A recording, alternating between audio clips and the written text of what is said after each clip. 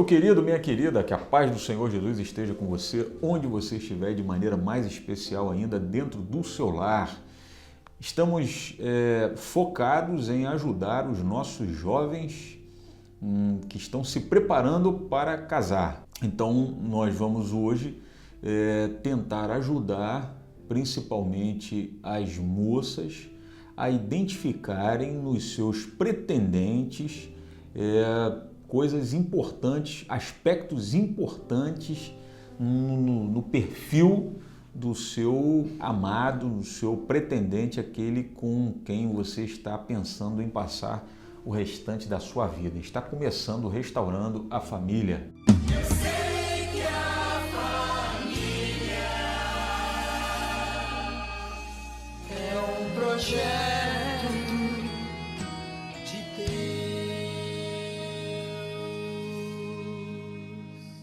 Quero tomar como base hoje, repetir aqui o que nós lemos na semana passada, um trecho de uma orientação do Senhor, extremamente importante. O Senhor disse assim: as minhas jovens têm que ter mais firmeza na vossa união, têm que confiar naquele que eu dou para ser o seu companheiro.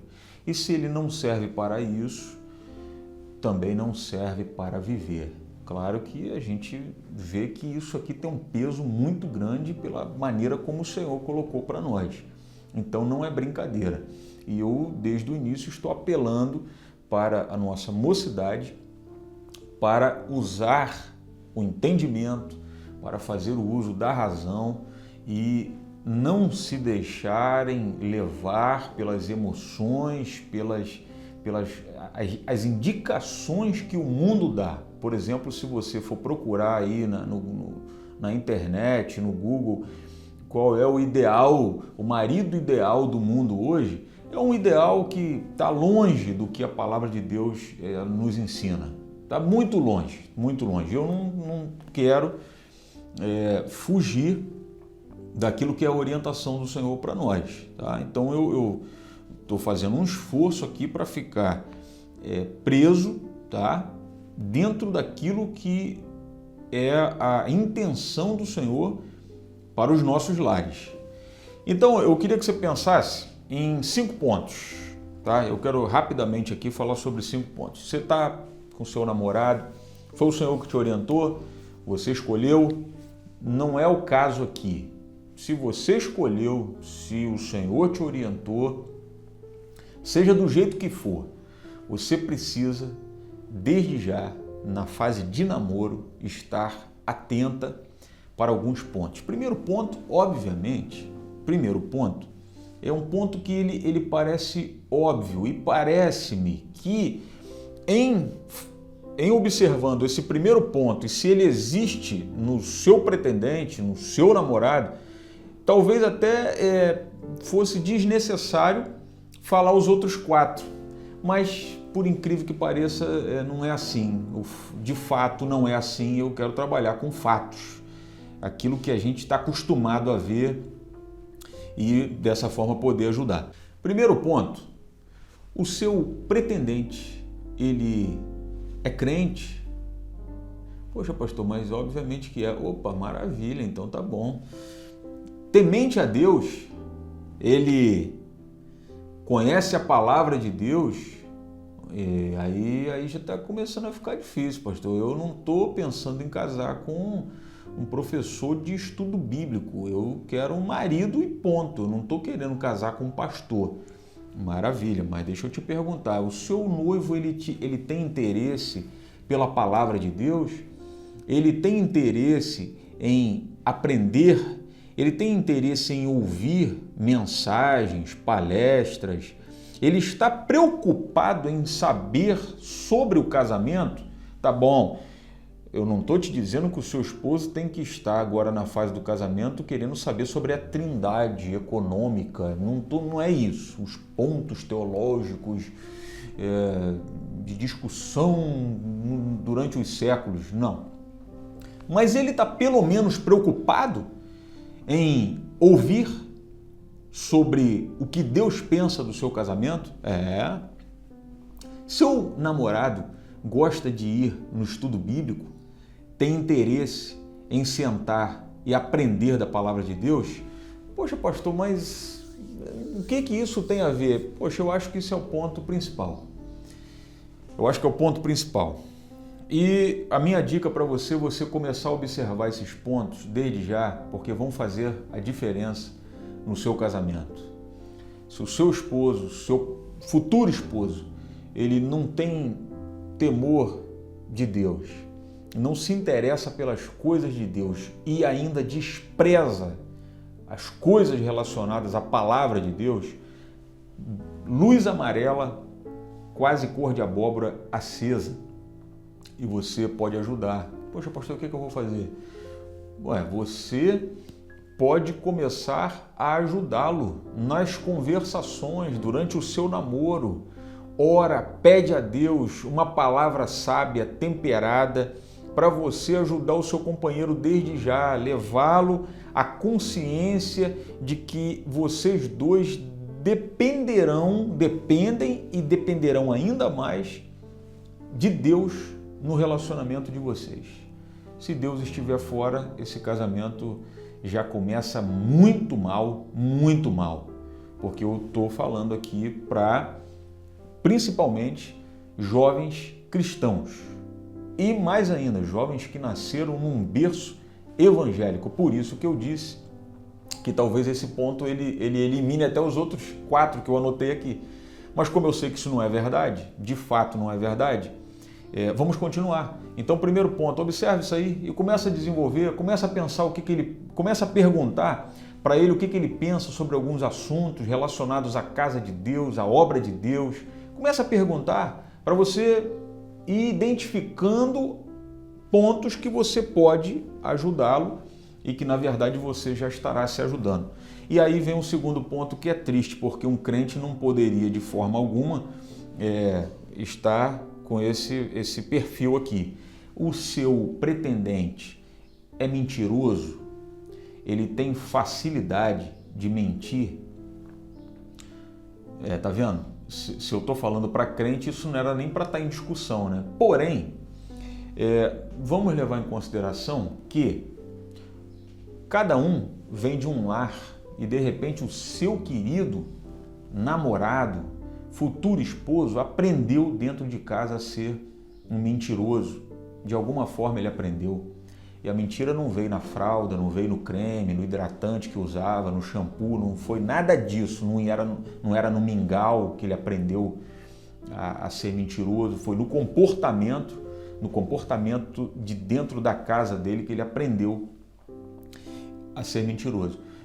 Pastor, e o que eu faço? O que você faz? Você tem que observar desde já. Você precisa observar se a palavra dele é uma só, se ele tem 2 palavras, se para um ele fala uma coisa, se para outro ele fala outra coisa, se ele não é um personagemzinho que está se representando para você, mas não é ele, e você às vezes fica na dúvida, fala, meu Deus, estranho isso. Ele falou isso, mas eu observei uma outra coisa diferente. Na maioria das vezes a moça fica tão apaixonada que perde a razão. Aí isso não é bom, não é saudável. Você tem que acreditar no que você está vendo e você tem que levar a sério, você tem que observar mais e falar, poxa, eu estou desconfiada que ele tem esse hábito de mentira. Meu Deus do céu, eu não aprendi dessa forma. E ele trata a mentira como uma coisa comum. Para ele é comum dizer, não, isso não tem nada a ver não. Pois presta atenção e começa a confrontar o seu namorado desde já, sim. Pastor, o senhor está incitando a contenda já desde o namoro? Não, acho que é o contrário, né? Eu estou tentando te ajudar desde já, para você, depois que casar, não se deparar com a verdade nua e crua de que o seu namorado é um mentiroso e aí não saber o que fazer. De repente você já viu, já identificou desde agora, não sabe lidar com o problema e ainda está achando que depois do casamento tudo se resolverá e nada dos problemas vão te acompanhar quando você chegar na lua de mel, e que a lua de mel é o momento em que todos os problemas são resolvidos. Ilusão, não é isso que acontece. Então preste atenção, confronta ele, chama ele com educação, com respeito, no momento oportuno, tá bom? Seja inteligente, mas fala, ô amor, ô bem, não sei como é que você o trata, mas um dia tal você falou isso para mim, aí eu observei isso.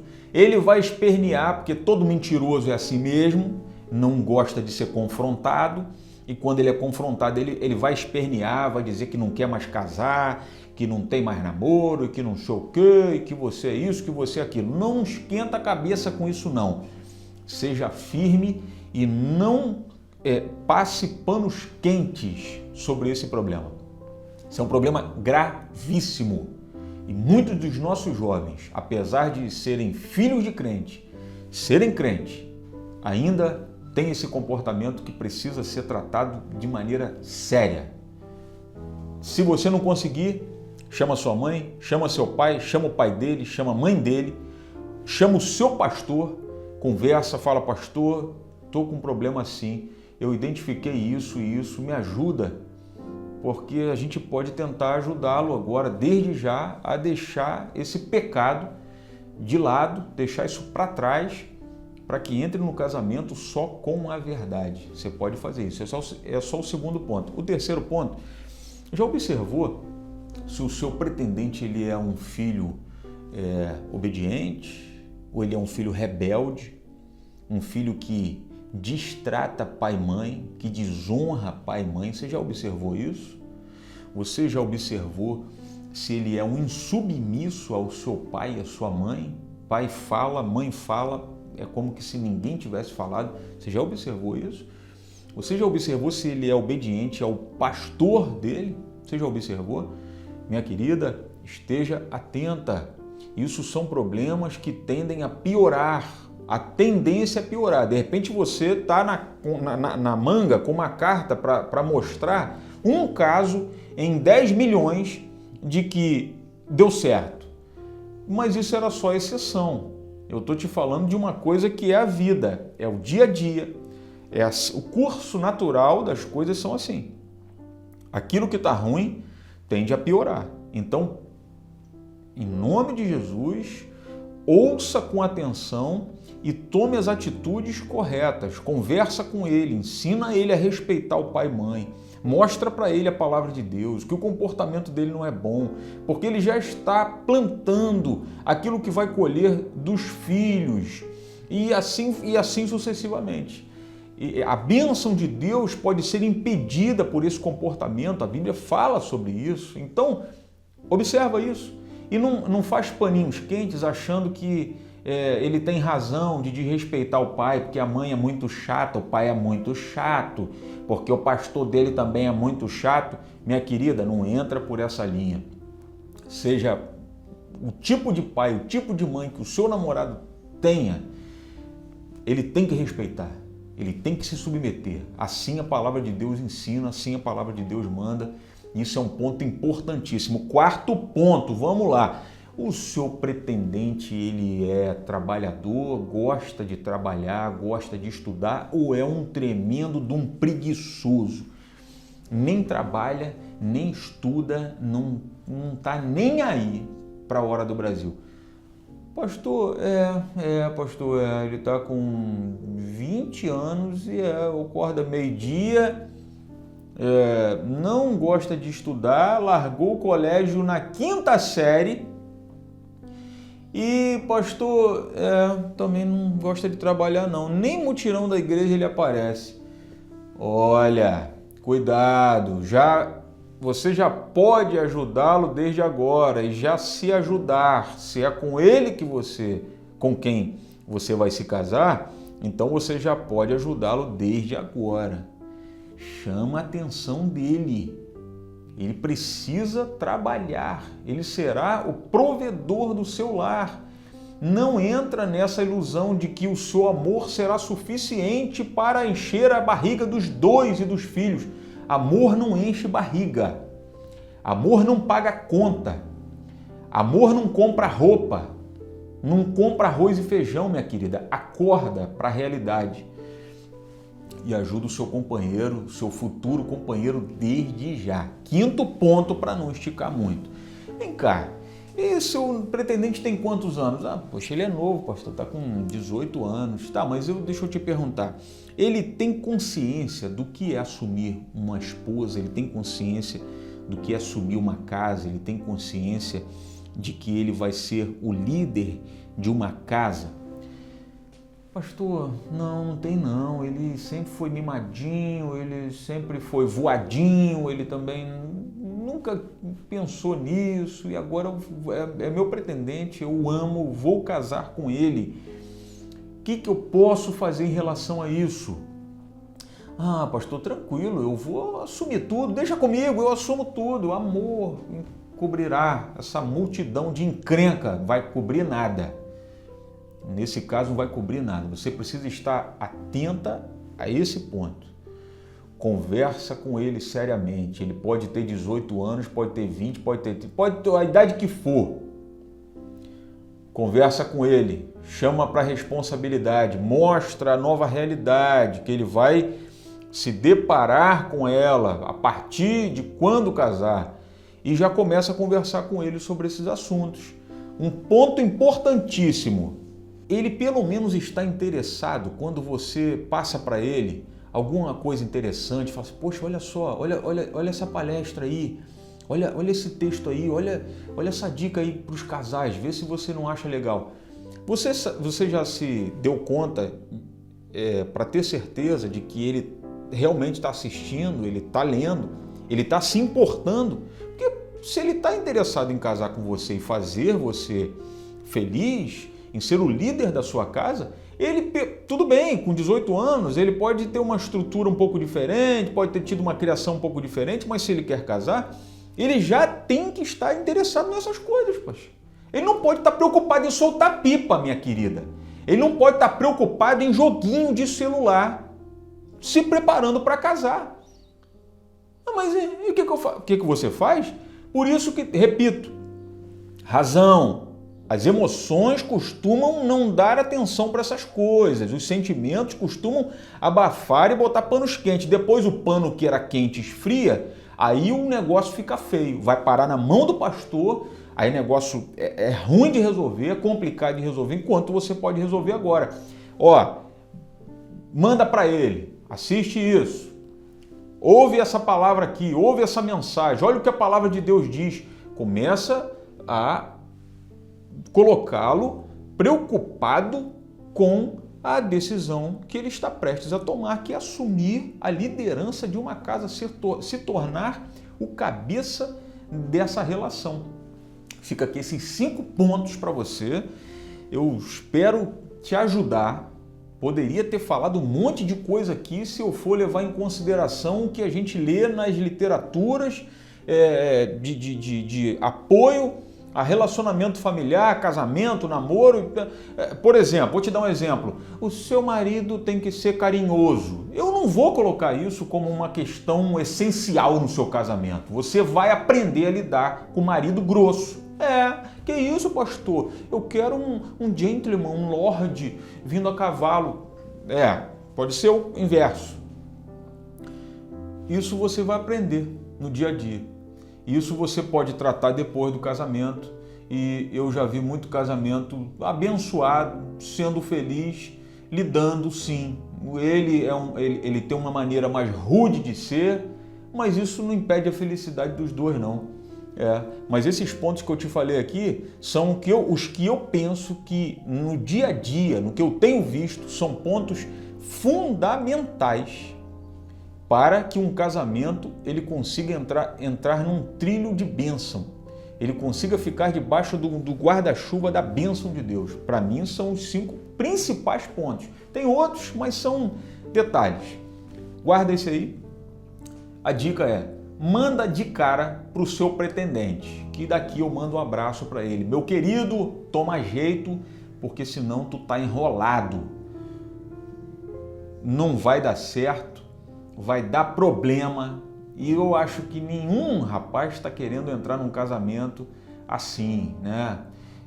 Com essa intenção. Ele quer ser um bom esposo, um bom marido, um bom servo de Deus, um bom pai, que é assim. Então manda para ele aí e que Deus abençoe vocês, que chegue naquele dia, vocês recebam as bênçãos nupciais e realmente essas bênçãos elas recaiam sobre a vida de vocês no dia a dia e esse casamento seja abençoado e seja para a glória de Deus em primeiro lugar. Que Deus te abençoe e não se esqueça que a minha, a sua, a nossa família é um projeto que nasceu no coração de Deus. Que Ele te abençoe em nome de Jesus. Eu sei que a família é um projeto